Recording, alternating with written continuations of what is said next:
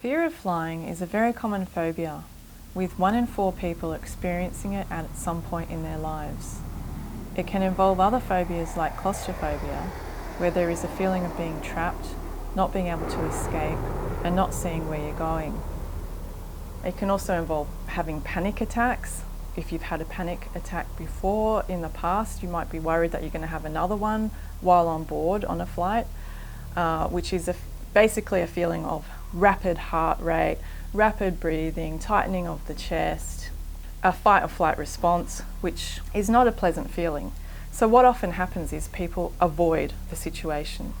Now this avoidance actually leads to the phobia growing.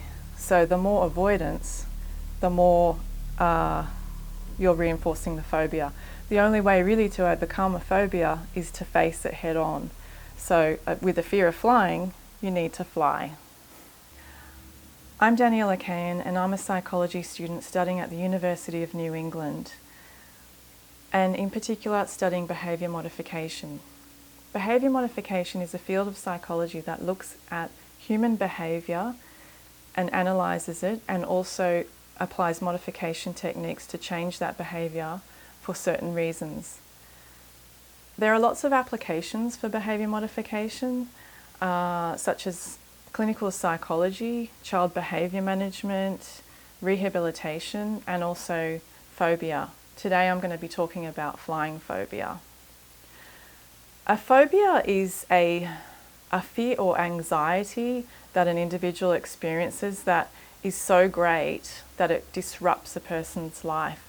So a flying phobia, for example, is a phobia that prevents someone from essentially flying, which can be quite unfortunate if a person's family lives in another state. They can't fly to see them, or they can't travel the world. There's many examples of why it's unfortunate. I'm going to talk through the steps involved in overcoming a fear of flying. Step 1, assessment. Write a list of anxiety-provoking situations that might occur when you fly. Think about each item and how they make you feel, and write that down. And also think about when this anxiety began. Was there a particular incident, or is it more a case of feeling like you could have a panic attack? Did you have a panic attack in another situation that you're worried will happen on board a plane? Just basically think about the whole phobia and when it began. Step 2, develop your fear hierarchy. So take your list and develop it further by applying a fear hierarchy to it with a SUD scale. A SUD scale stands for Subjective Unit of Discomfort Scale, with 0 being no fear or anxiety, ranging right up to 100, which is the most fear and anxiety.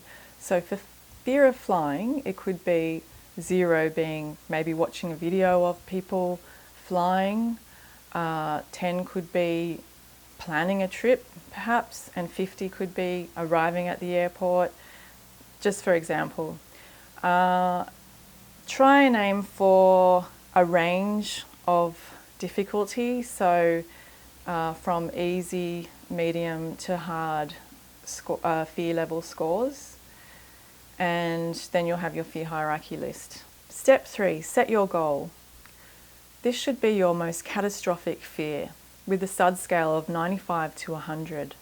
So for flying, it could be flying on a long haul flight on your own, for instance. Try and make it something that is realistic to achieve in the real world. Step 4, systematic desensitization. This is where you practice, you actually rehearse being in the different situations that you've listed, the different scenarios, and you imagine yourself vividly in those scenarios, but in a state of calmness. So you just visualize and you practice and you rehearse it in your mind, going over each stage of your fear hierarchy. Step 5, in vivo desensitization. This basically means real life desensitization. So rather than rehearsing and thinking about it, you're actually doing it for real. So take your list, go through each item on your list, but in real life. So of course you're going to experience anxiety and fear. This is natural. Your body will experience symptoms of chest tightening, rapid heart rate, rapid breathing, all of those things that anxiety brings. And what you need to remember is that is perfectly normal and you need to go with it. The symptoms will peak and then they'll subside, they'll go away. Because what you need to also remember is that anxiety is not a scary thing. It's just the way your body deals with fear response.